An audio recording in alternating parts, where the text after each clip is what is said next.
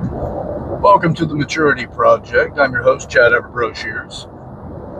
We are coming to an end of the year. It's December. We're about halfway through, and we have New Year's resolutions coming up. Now, today's conversation is about physical maturity. Under the category of physical maturity comes health, fitness, anything that has the contribution to longevity and the well-being of our body, our physical body. So that means reduction of stress. That means the types of foods we eat. That means the exercises. That means the rest and recovery. That means getting a better understanding of how our system works, right? Like the circadian rhythm, how that works and contributes to good health. By maximizing the results there. It's the details that truly matter that we lose track of because we get so focused on whatever our survival goals are, right? Like we gotta make so much money, we gotta, do whatever it is that we need to do, and we just get so focused we start slipping on these foundational values that truly are necessary for good health and longevity, performance and function, because being functional is a measurement of health as well. So with that, today's conversation, I'll make it somewhat brief, but it is about the physical body and the things that we will do better with understanding. First off, talk about nutrition. The simple version of this is, so you have your genetic hand, to whatever your parents and your ancestors have given you. You'll have specific foods you do better or worse with based off of that genetic hand. Simple version of this, and I talked about it in the previous video when I was talking about the maturity projects, 8 different areas, and then I went into fitness and the 7 questions of readiness, the holistic questions of readiness for exercise. And I talked about nutrition. With nutrition, there's several great books out there, and then there's a crap ton of very specific viewpoints that are very rigid when it comes to large populations. So you have the simplicities, right? You have the simplicities which are caloric counts, things like that, macros. But what we're missing is, why do you have taste buds? What are they there for? It's not just to say, hey, this tastes good so I feel good eating it. No, it's to give you a direct indicator of the foods you're receiving and whether or not it meets your nutritional needs, therefore your cravings, right? But you have different versions of cravings as well. So if you're in need of, let's say you take a bite of a peach and you're like, oh my God, this is the best peach I've ever had. Well, there's a very, very good chance that your body's in need of the nutrition that peach has. And when you bite into it, it gives you the reward to say, get more of that. We've all had that experience. Then we do things in tricking people when it comes to food, like we add extra things that we know are flavor rewards or caloric rewards that make our body go, hey, this is good, like adding sugar to everything. Well, the body says sugar is a very easy energy source. I love this, get more of it. So it becomes an addictive substance to a degree because your body gets very familiar with it coming in regularly. Fats, butters, things like that as well, high caloric value. And if you get plenty of it, your body can store it for long term so that it has the ability to say, hey, I can survive whenever hardship comes along, because scarcity. We have a very short period of time that we've actually had this kind of abundance of food available to us, and meaning that it's only been less than 2 centuries we've had this kind of availability. It's actually more or less than that, actually. But anyway, but our ancestors have had to scavenge and look, and our bodies adapted to that and made it that it's easier to conserve energy and more survivable if you conserve energy instead of burning it abundantly. So you store easily. Then they put these things in food. It tricks our system and says, hey, this stuff is nutritionally rewarding, but it's not high on the health value as much as it is high on the caloric value. Fats can be higher on the health value depending on exactly what types of fats they are and what your body's in need of. Because we're in the place now where we still kind of look at fat in a bad way. But it does still matter what it is, what type. So I'll try to simplify this, even make it more simplistic for you guys. It's an area that I have an expertise in. Been in the fitness industry for a long time, holistically educated through the Czech Institute. I read often, very often, and I have my own library.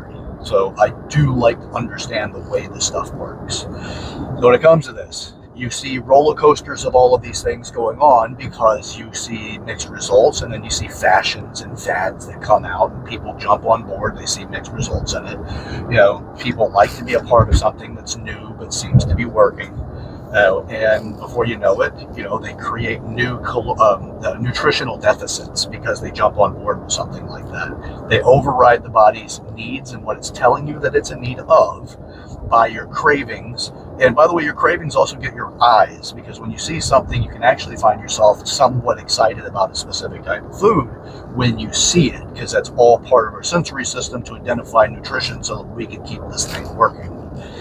So, to the ancestral values, people come from all over the planet. Like wherever you go back to the cradle of human human evolution, right? They say those from the north portion of Africa when we entered into Europe and then spread into Asia and places like that. So,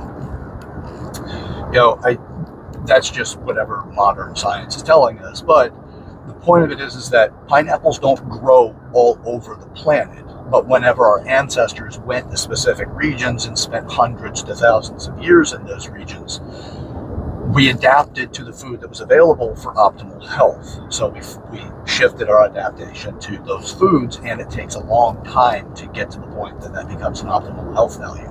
Mind you, those foods were incredibly clean. They weren't processed, things like that. As far as clean, meaning that not being processed by a bunch of different steps that before you get to eat it, right? Also came straight off of if it were picked from like a berry or a fruit or something like that, typically would have been picked off of the source, so directly from its life source, and then it would be consumed, or it'd be found, gathered, or it'd be hunted, which is still an immediate access to that food before it's been, dead for a certain period of time. Because once the animal dies, if it's the animal, right? Once the animal dies, the death sequence starts to occur. That would be the breakdown to return that animal's body to the earth so that it can be part of this continuous cycle. So if we slaughter something and then we wait a couple of weeks before we eat it, well, the nutritional value is going to be lower to an extent than it was when it was first processed, if you will, if you don't like the word slaughtered, processed, so harvested, whichever way you want to go about it. Now, the reason why it's important to understand this is that most of us are eating things that don't have the same life force in it. When you talk about life force, that just means its ability to replenish our life force, right? The mechanisms in us that keep things going. Enzymes are a part of it. There's things like that. If this sounds complicated, don't worry about it. It's not intended to be complicated, just to give you some insight to know that there's a lot more going on, and there is real, solid, concrete reasons why so many people have so many mixed results when it comes to exercise, weight loss, and even health. So with that being said, if we would like to create a different outcome, first you have to understand, okay, you do understand already based off the fact that I've said that, you have cravings for a reason, you have taste buds for a reason. Your eyes give you indicators that tell you that specific foods are needed, wanted, and to pursue those things. You have, by the way, the taste buds also trigger digestive juice release, right? So you don't waste a lot because your body does not like to waste a lot. Hell, even water, as an example.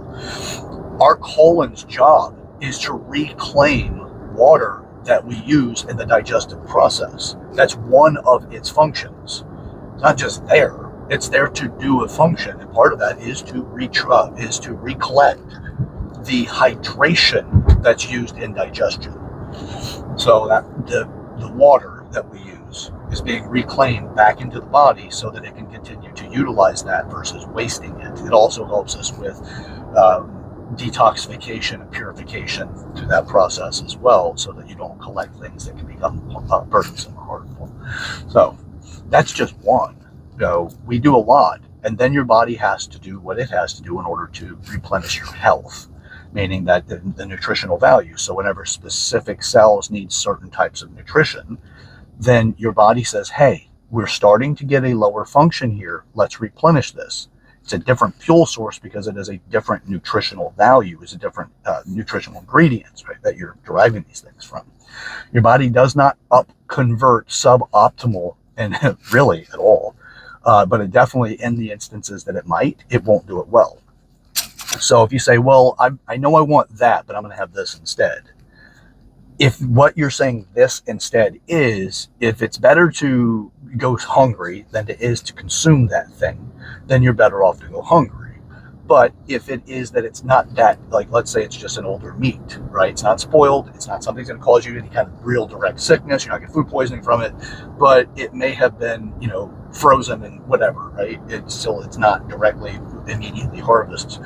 Then that's not necessarily a bad thing to consume.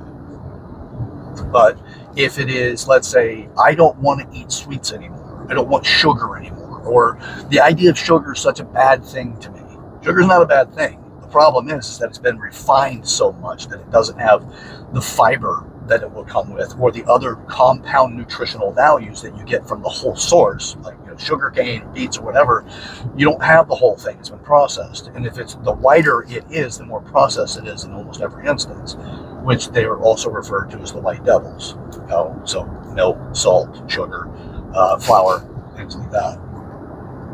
Because they've just been processed so heavily. A lot of times those processes, them doing processing like that is also to try to expand the lifespan of it or keep it from converting. Like with milk, when you pasteurize it, it keeps it from converting on the shelves faster, as well as they say to help kill off bacteria and germs and things. But it also increases the shelf life before it changes, because milk would turn to like a yogurt, cottage cheese type thing. So by letting it sit for too long. There's a lot to it. Again, I'm sorry, I don't mean to actually cause all kinds of confusion in this. My goal is to say, hey, there's a lot here to get to the simple versions of these things. One, nutritional testing. I have a 14-question, it's a questionnaire that I send out to all of my clients to verify their nutritional type. There's 3 different types in this particular education.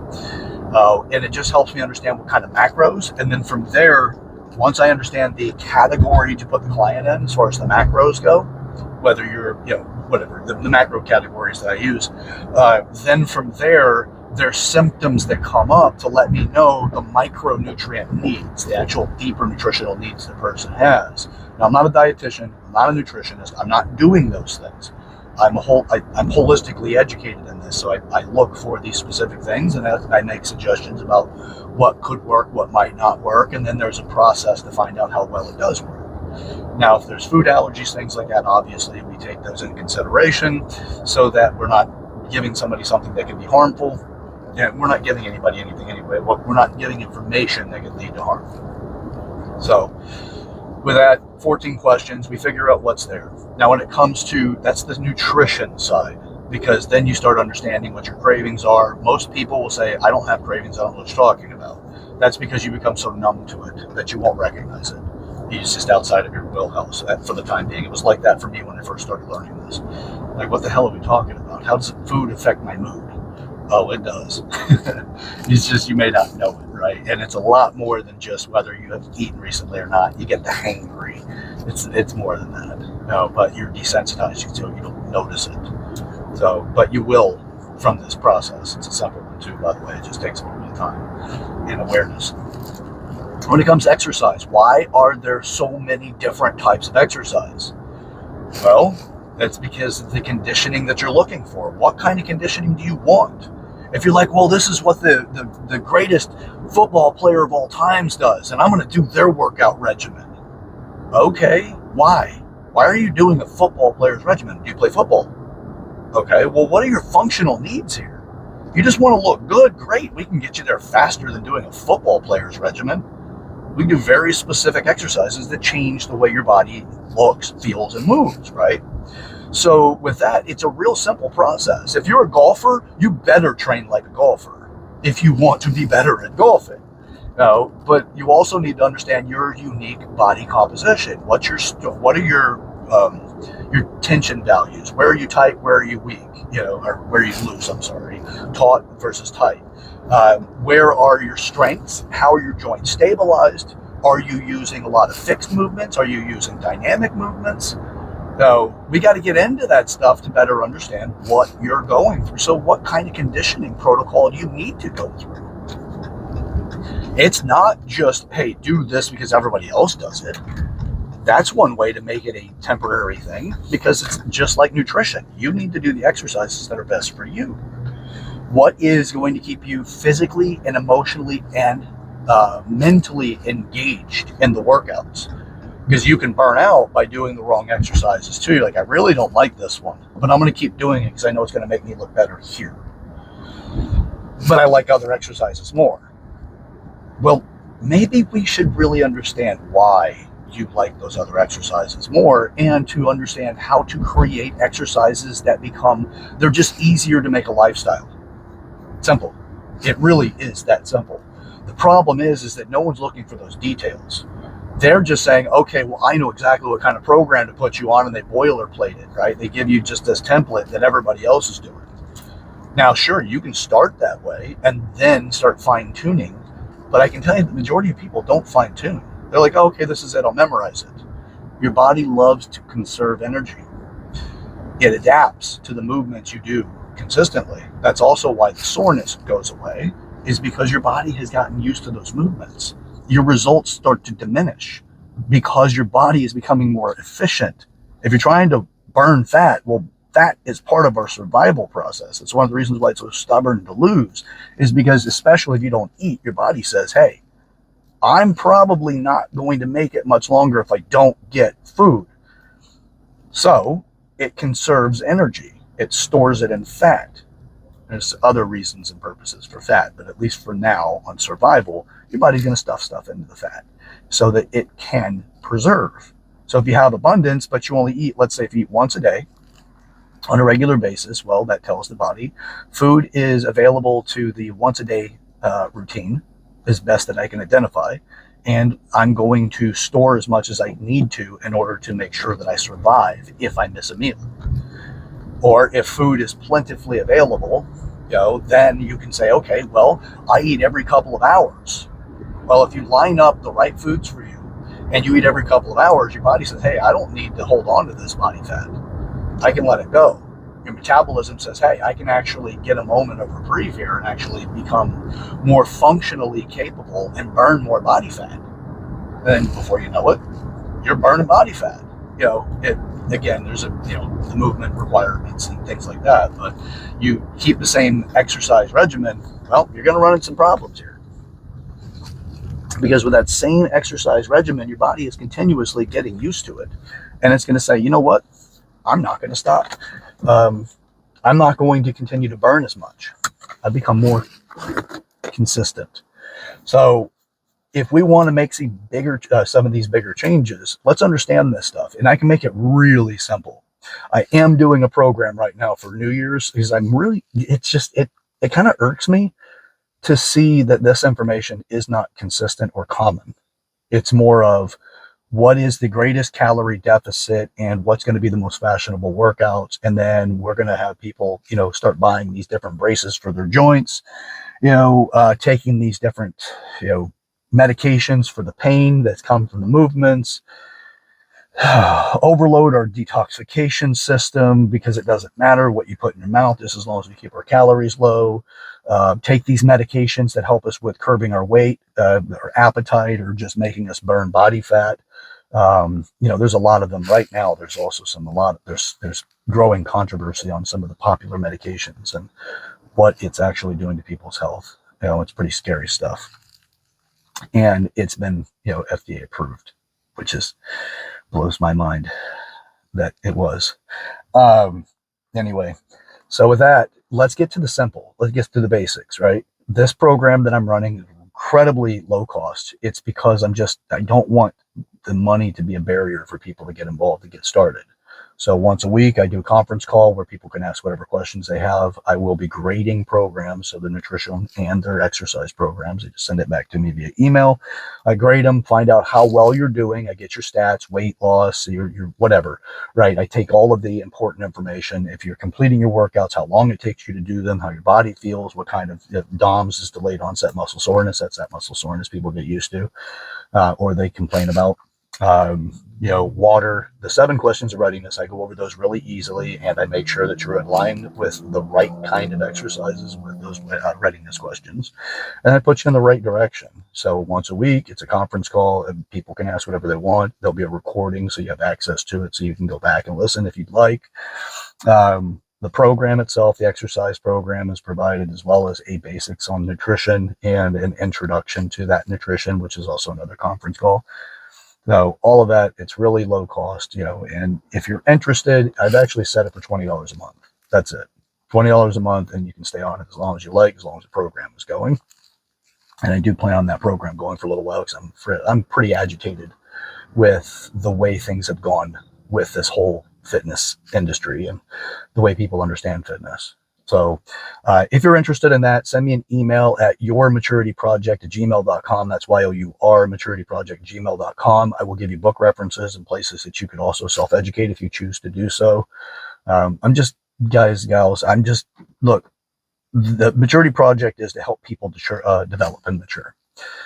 A lot of it that's motivating me is the fact I'm frustrated by how people take advantage of others by not giving them enough information out of the name of just making it a business, right? Like, if I keep long-term clients stuck in this particular pattern, then I'm going to continue to grow my business. Well, if that pattern keeps you at the entry level or an intermediate level and you never get to advance, yeah, I got a problem with that. If you want to advance and they're not letting you because they just refuse to show you the avenue, yeah, that aggravates me, because it's taking advantage of people. Now, if they don't know better, well, by all means, I've got programs for them too, for those the fitness experts, how to break free so you can actually advance your clients to higher levels. But that clients are getting that access. They don't have to be level or capped off because I don't want them to grow, and they don't need to be capped off because of my inefficiencies. I read and study regularly for that reason. So anyway, if you're interested, shoot me an email, yourmaturityproject@gmail.com. Put a comment in the comment section if you got something out of today's conversation. Share this video with a person in your life that you'd like to make a difference with. Dude, if you want to make change in your life, enrollment is a desirable direction, because people won't hold you back when you start changing your patterns in front of them. They know you're up to something, they're more likely to be supportive. If they don't know you're up to something and they see pattern change, they're going to worry about you, or they're going to worry about themselves with their relationship with you. Enrollment, man. Share this video with people in your life that they actually can, start a conversation that's powerful and meaningful. Now, if you haven't subscribed to the channel, by all means, if you got something out of it, you'd like to keep up with the Maturity Project and what we are up to, subscribe to the channel. Hit the bell notification so you know when we go live or we have new videos up. We are continuously creating content. Right now, we're doing it 7 days a week, but the goal is 6. But it has been consistently 7. But with that, look, we grow through with what we go through. Now, yesterday's mistakes and failures can be in our opportunities to create tomorrow's success. If you're frustrated from the things you've gone through in life, well, let's convert that frustration into something more meaningful. All right. That's it for today. I am your host, Chad Everett Brochures. This is the Maturity Project. We're out to change the world. We're out to mature it. So with that, let's get up to something. Let's get up to it together. And for God's sake, let's stop taking good intentions and taking the path to hell. All right? All right, we'll see you. Let's get up to it.